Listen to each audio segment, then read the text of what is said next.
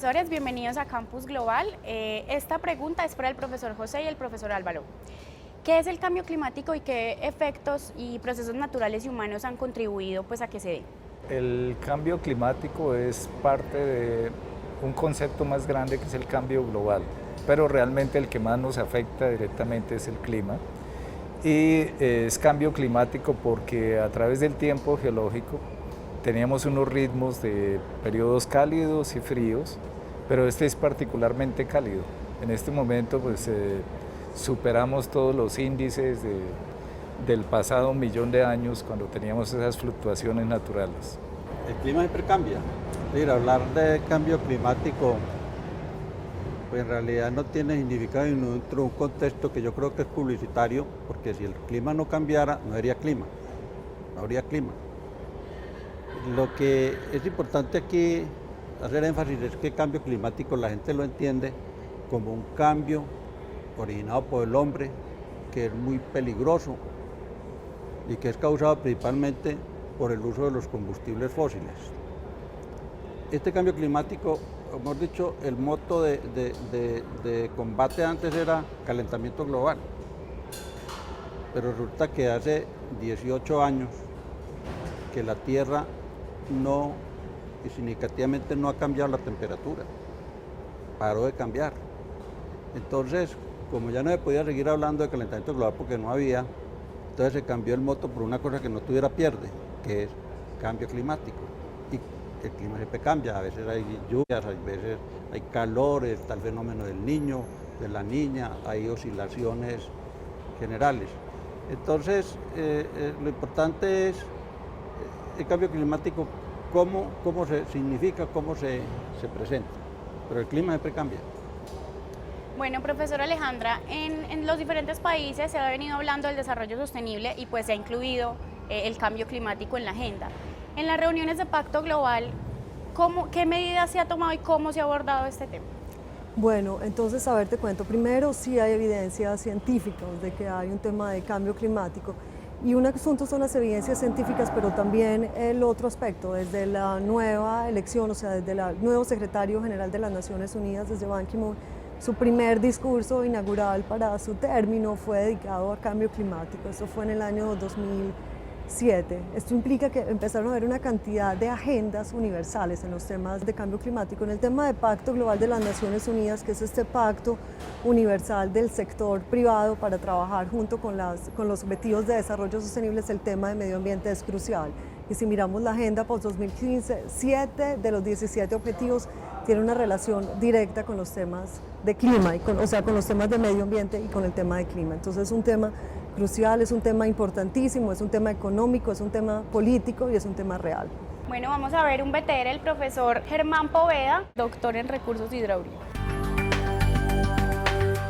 El cambio climático es un hecho real, está aquí, vino para quedarse por muchos siglos, es inequívoco, es causado por la acción humana, o sea, nosotros somos los responsables del calentamiento global, como resultado de la quema de combustibles fósiles, en particular petróleo, carbón, gas, gasolina, diésel, todo lo que energiza nuestra sociedad que proviene de los combustibles fósiles. Eso ha engrosado la cobija atmosférica, por decirlo así, de tal manera que el clima de la Tierra se está calentando y está demostrado, y el consenso científico es alrededor de que vino para quedarse por muchos siglos, porque esos gases de efecto invernadero tienen unos tiempos de residencia en la atmósfera del orden de hasta milenios, de manera que todo el dióxido de carbono que hemos emitido a la atmósfera estará haciendo daño por los próximos 1000 años. Bueno, profesores, retomando, ¿el cambio climático sería un tema para darnos temor o sería una realidad, es un mito? ¿Qué piensan al respecto? Es una realidad. Durante un par de décadas, en particular desde la industria del petróleo, habían unos científicos, entre comillas, que decían que esto no era real, que no estaba bien documentado, pero habían muchos intereses detrás de esto. La realidad es que sí hay un cambio, te doy una figura. El pasado 1.000.000 de años, los niveles de dióxido de carbono en los periodos cálidos eran de 280 partes por millón. Hoy ya vamos en 400. Negar eso se mide, se siente. Los glaciares se están derritiendo tanto en los casquetes polares como en las montañas. Nosotros dentro de poco no vamos a tener glaciares en nuestras montañas. O sea, el cambio de por sí es real.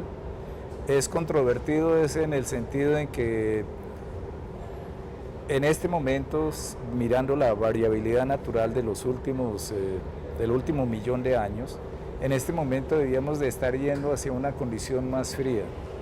Pero hay un autor, Bill Rudiman, este señor dice que gracias al hombre no nos hemos ido a la condición fría. Hace 4.000 años empezó a cultivarse extensamente arroz en el sureste asiático y el arroz produce mucho gas metano. Esos pantanos liberan cantidades de gas metano que es mucho más poderoso que el dióxido de carbono como gas de invernadero. La deforestación, la industria, todo esto pues ha contribuido a ese calentamiento que en cierta forma ha frenado un poquito el inicio del enfriamiento de la Tierra en su ciclo natural. Pero es preocupante porque la velocidad de cambio es muy rápida. Entonces los sistemas naturales van a llegar a un momento de no retorno, que es el que es peligroso. En particular en nuestro país están amenazadas todas las poblaciones costeras, están amenazados los páramos y los glaciares que proveen el agua dulce a muchas ciudades. Entonces sí es un problema para preocuparnos y nosotros que somos poco previsivos como sociedad, pues tenemos alto riesgo de... ya se habla de desplazados climáticos y lo vivimos ahora, vemos que en la costa si no llueve la gente está en problemas, vamos a tener una cantidad de desplazados que si no hemos sido capaces de manejar los desplazados por razones políticas, ahora se va a agregar otro problema más que van a ser desplazados por razones climáticas. Bueno, profesor Álvaro, cuéntenos desde hace cuánto ha aumentado el calentamiento global, desde hace cuántos años. Sí, hay un calentamiento global, es real, pero la atribución del calentamiento global está basada principalmente en unos modelos. La fuerza, la dureza de una ciencia se conoce por la capacidad de hacer predicciones acertadas. Los modelos que hay del Panel Internacional de Cambio Climático, que tiene una serie de, no sé, 100 modelos, el promedio de los modelos hace muchos años que no acierta con la temperatura medida por la NASA, por las entidades encargadas de tomar la temperatura de la Tierra. Y todas las decisiones que se dicen, que se hablan, de que está aquí, todo es basado en un modelo, pero cuando se va a medir la temperatura de la Tierra no ha aumentado.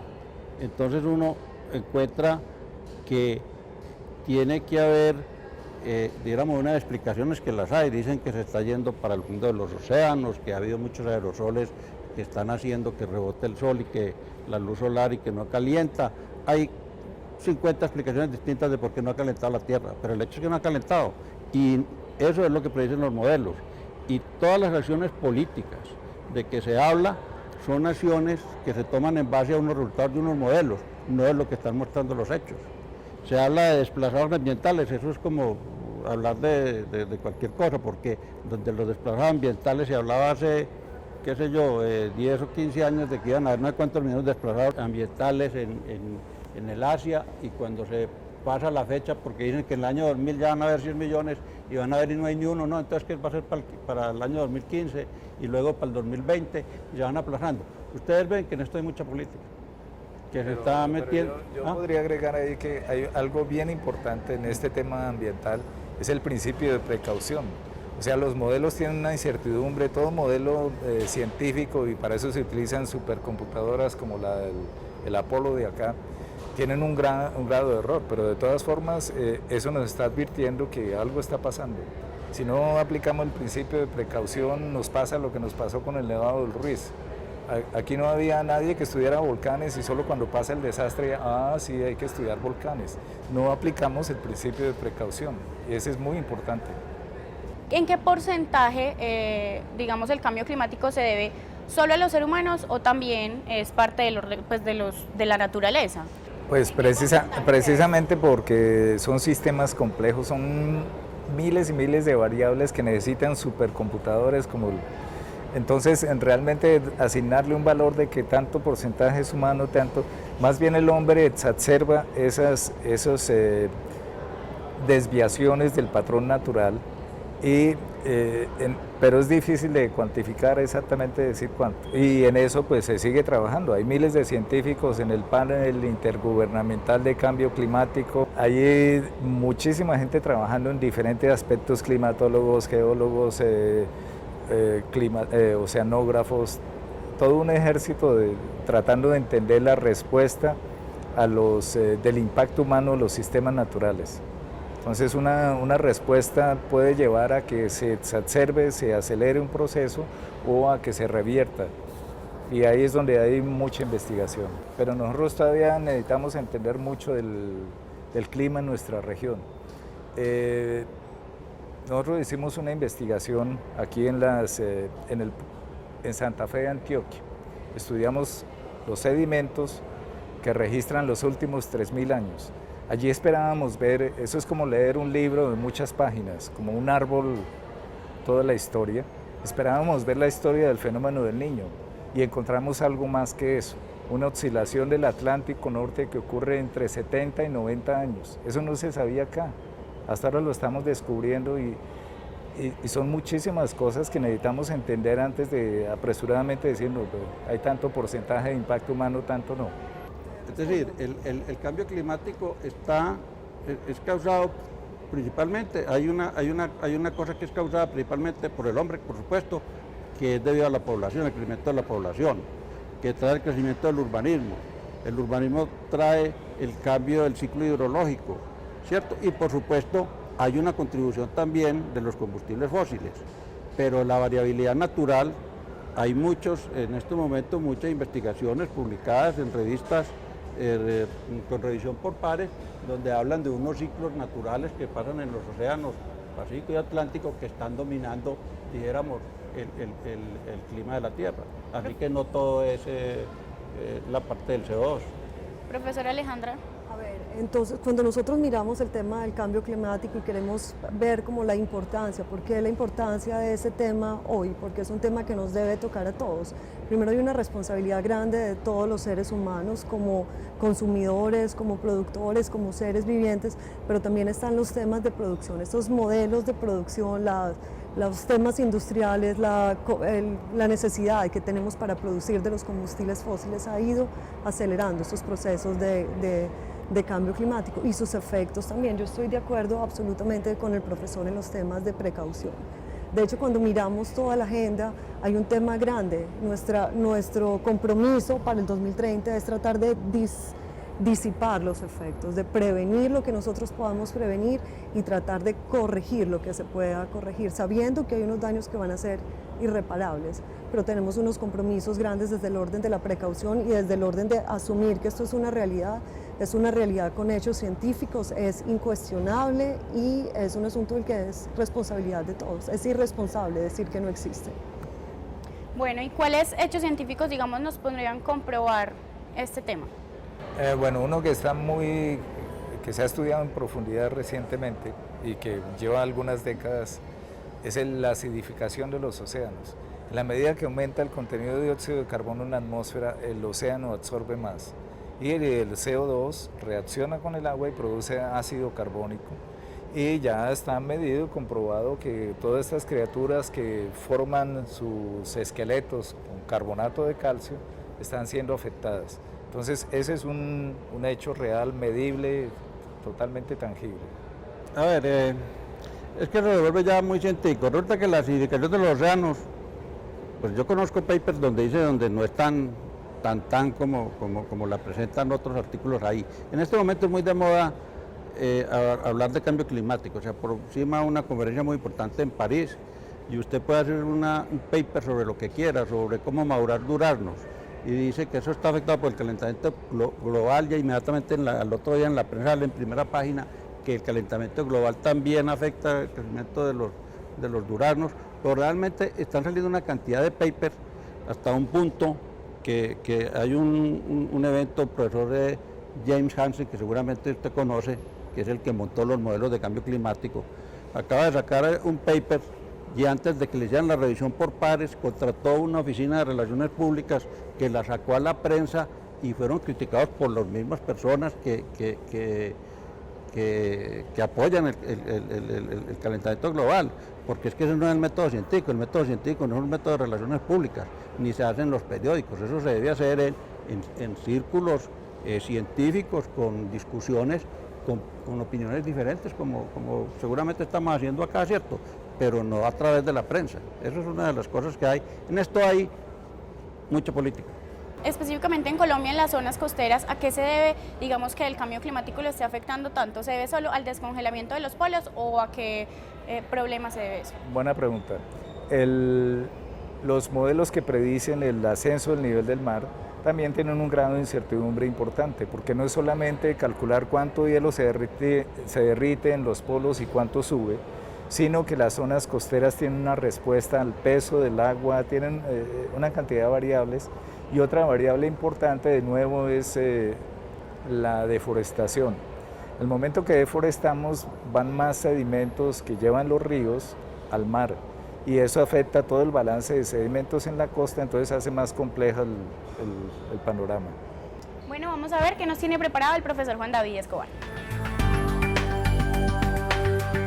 Hola Carolina, estoy con unos niños aquí reunidos en EAFIS de las expediciones al conocimiento de la universidad, y creo que sería una oportunidad muy buena para que ellos, que los niños que plantean preguntas a veces demasiado simples pero al mismo tiempo complejas, y ellos tienen unas apreciaciones sobre lo que ellos entienden del cambio climático, y al mismo tiempo tienen unas preguntas que creo que nos pueden servir para iniciar la discusión con los profesores.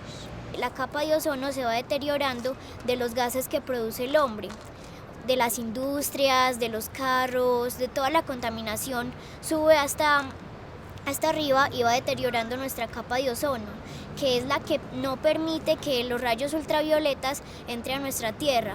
Pero al deteriorarse de esta, los rayos ultravioletas pasan y nos causan distintos problemas. No necesariamente somos nosotros los humanos los únicos responsables, pero somos los que más hemos ayudado pues como que a este problema se vuelva cada vez mayor por los incendios que estamos causando, la emisión del CO2, como la cantidad de árboles que estamos talando, o sea, estamos impulsando a que este problema sea aún mayor.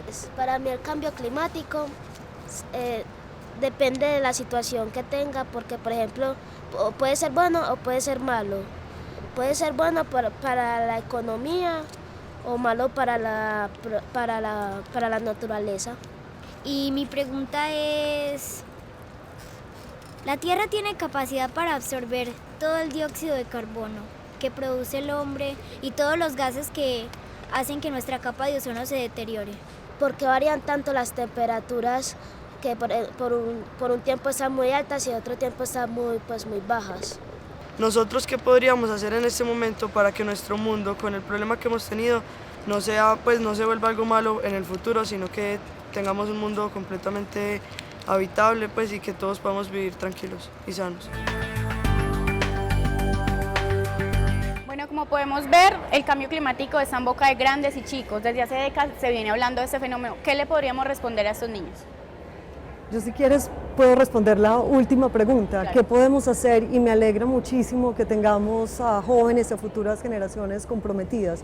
Entonces, hay muchas cosas que nosotros podemos hacer para mantener la vida en el planeta. Entonces, primero debemos actuar con una posición de prevención. Tenemos que asumir que es una realidad, vuelvo y repito, y tenemos que trabajar en ello, disminuir nuestro efecto negativo en el planeta, en las demás personas, disminuir nuestra huella por el planeta de manera negativa y tratar de contribuir, disminuir en todo lo que nosotros sintamos que está produciendo contaminación, participar de iniciativas, unirnos con nuestros colegas a trabajar en conjunto, trabajar desde la ciencia. La obligación de nosotros como profesores es crear conocimiento, asegurarnos que ese conocimiento sea científico, y tenemos la obligación de difundirlo, y por eso es el rol de los medios de comunicación. Es ahí la importancia de esa relación entre ciencia y medios de comunicación, por la cual debe ser tan cercana. Profesor José. Yo tengo un comentario con la capa de ozono que ella mencionaba. Ese es un ejemplo espectacular de cómo sí hay esperanza de que lleguemos a acuerdos globales, porque ahora en la reunión de París va a discutir lo mismo de Kioto, de Copenhague, de todas estas que han habido, y los países, particularmente los Estados Unidos, no han cedido a comprometerse en a disminuir las emisiones de dióxido de carbono. Y el caso del ozono fue el caso de los clorofluorocarbonos, que eran los que se le agregaban a todos los aerosoles que usábamos como desodorantes en muchos productos, y esto mediante un acuerdo internacional se logró eliminar, y ahora no hay aerosoles de los que uno compra en el supermercado que tengan esto, que afecta la capa de ozono. Entonces hay esperanzas, y muy bueno que la niña esté preguntando esto. Profesor Álvaro. No, a mí me parece muy bello los niños preocupados por la tierra. Ellos tienen pues una concepción que, como es franca, es extraordinaria. Hay un punto ahí que me llamó la atención de un niño que dijo que el calentamiento global podía ser bueno, y de hecho hay gente muy importante, muy inteligente, que dice que el CO2 ha favorecido el crecimiento de la vegetación en la tierra, es decir, la huella verde de la tierra ha aumentado con el aumento a los 400 partes por millón del CO2 en este momento. Ha aumentado la productividad de las cosechas. Es decir, el calentamiento global, por lo que sea por el CO2 o sea porque hay una variabilidad natural o por lo que sea, es una realidad que está sucediendo. Pero los efectos causados por el CO2 también tienen que contribuyen en algo al calentamiento global. No creo que en toda la proporción que se anuncia, pero sí contribuyen, ¿cierto? Pues también tiene un efecto positivo sobre el planeta. Bueno, hablando de los medios de comunicación, vamos a ver cómo los medios de comunicación han manejado los desastres naturales, el cambio climático, con el profesor Daniel Hermelín. Hay una cosa que es muy importante señalar, y es que se sigue hablando en los medios de comunicación en lo que tiene que ver con riesgos ambientales y con desastres, se sigue utilizando el adjetivo desastres naturales. Esa es una cosa que está en discusión desde hace rato, y se habla justamente más bien de las causas humanas de los fenómenos. En el caso particular de lo que tiene que ver con fenómenos climáticos, como en este caso pues el cambio climático o el cambio global, según los debates que se han dado, los medios de comunicación muchas veces utilizan expresiones que a veces las toman como sinónimos de una cosa o de la otra, o de una manera pues sin diferenciar muy bien a qué fenómeno atañe. Me explico. Por ejemplo, a veces se usa, y no solo los medios, sino también algunas autoridades que consultan, ha pasado que denominen cambio climático a una ola invernal, que también es un uso mediático que se le da pues para esas temporadas de lluvias, y que a veces tienen más que ver con un fenómeno del niño, un fenómeno de la niña, en el caso pues de fenómeno del niño o de fenómeno ENSO, en el que hay mayores precipitaciones pues de lo normal en un año.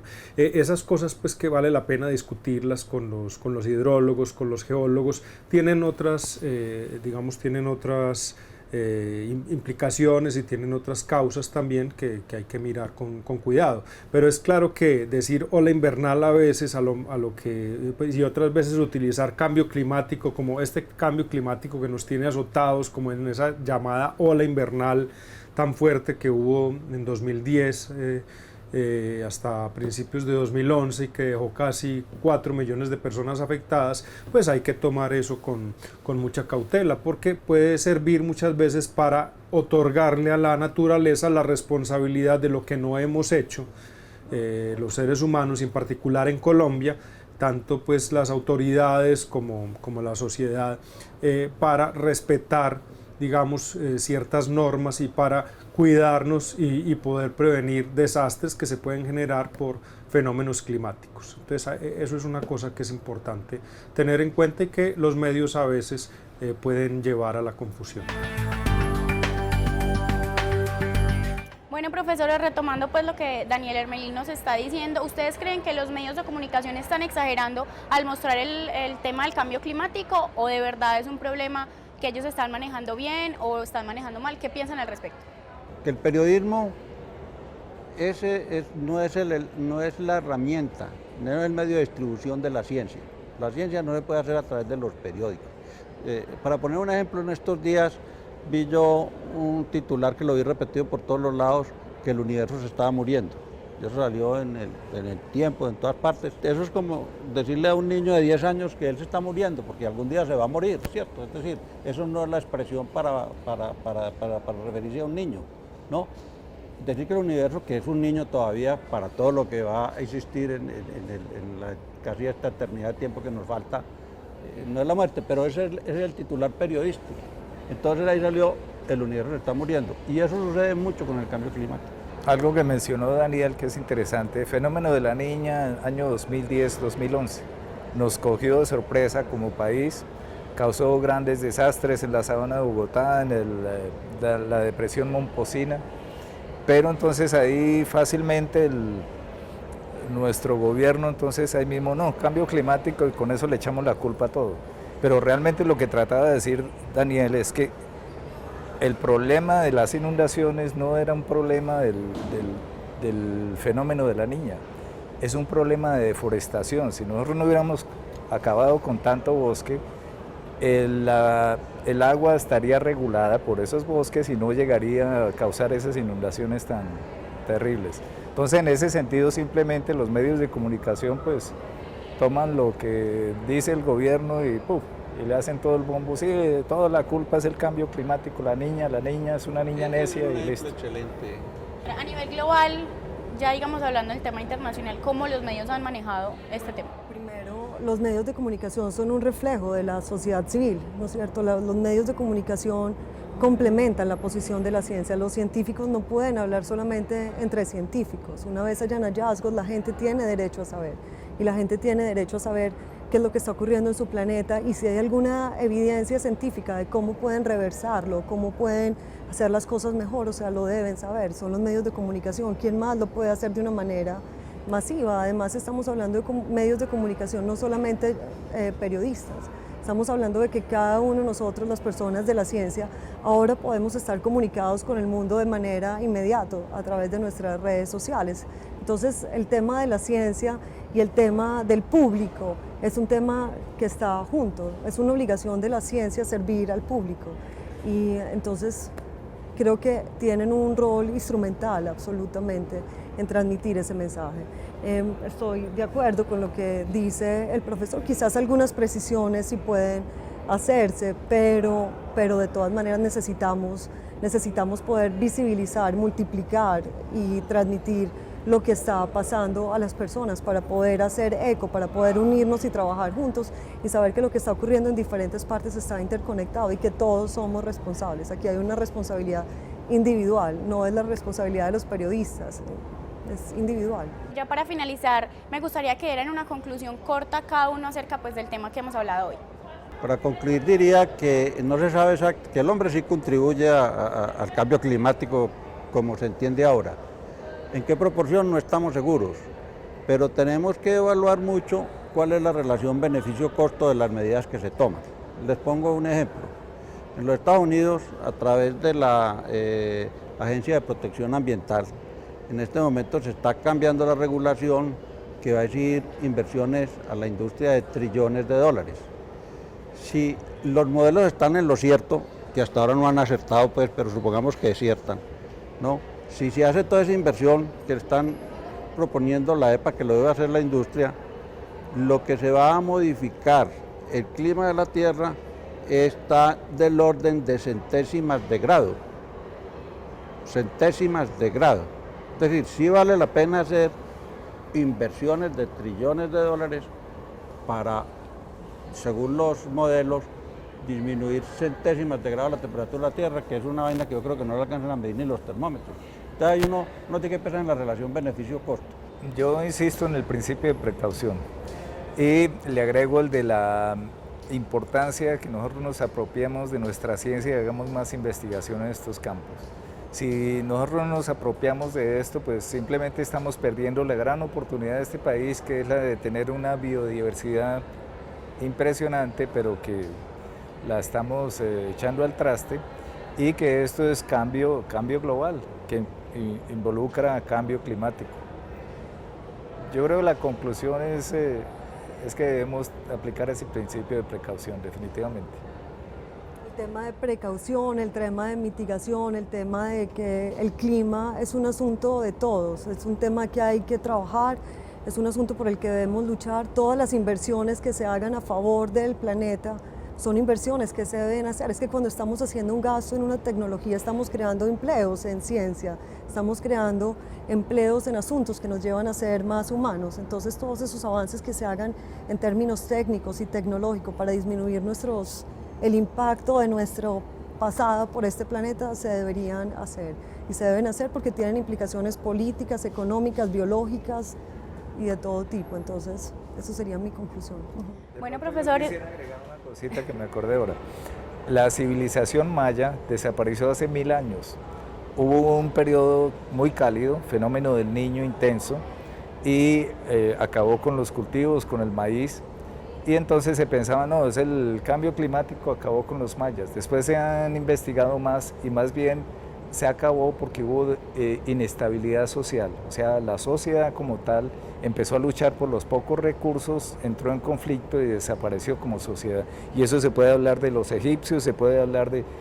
Porque Egipto era... El Indo también desapareció por el cambio climático, pero entonces no había combustibles fósiles. El clima cambia naturalmente, eso... y lleva a regiones en que a veces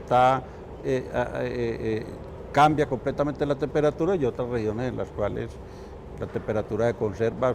Usted como geólogo sabe que han habido, que las mismas áreas geográficas que hoy son desiertos fueran en épocas pretéritas muy fértiles. Precisamente para evitar, yo creo que un asunto como de resumir lo que decía con el mensaje de los mayas, si nosotros nos unimos por una misma causa y no estamos buscando polarizaciones, sino es un asunto que debemos hacer como humanidad, podemos avanzar.